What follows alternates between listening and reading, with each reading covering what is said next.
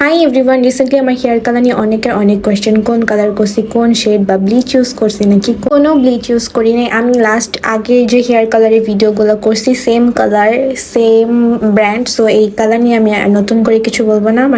এই ভিডিওগুলো আমার অনেক দিন আগের করা, মানে ঈদের আগে আমি কালারটা করছিলাম। সো এরপর আমার অনেকে জিজ্ঞেস করছে, বাট আমি আসলে টাইম পাইনি শেয়ার করার। সো আজকে এই ভিডিওটা এডিট করে আপলোড করতেছি। সো আমি অনেকবার কালার করছি, তাই হচ্ছে মানে শেডে শেডে এরকম কালার চলে আসছে, আপনাদের এটা নাও আসতে পারি। অনেকে আমাকে জিজ্ঞেস করে সেম কালার করছে বাট কালার আসে নাই, আমাকে বলতেছিল যে কালার তো আসলো না।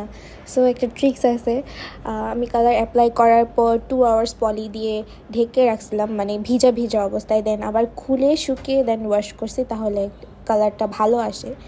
সো আমার মতো পুরানো আসলেও এরকম করে যদি আপনারা অ্যাপ্লাই করেন তাহলে ভালো কালার আসবে।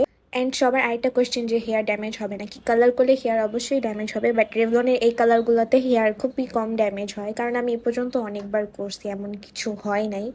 হলেও ঠিকমতো কেয়ার করলে হেয়ার আর ড্যামেজ হবে না। সো যারা আমার মতো ব্রাউন হেয়ার কালার পছন্দ করেন তাদের জন্য এটা অনেক হেল্পফুল হবে। সো আজকের ভিডিও এখানেই শেষ। আল্লাহ হাফেজ, সবাই ভালো থাকবেন এবং সুস্থ থাকবেন।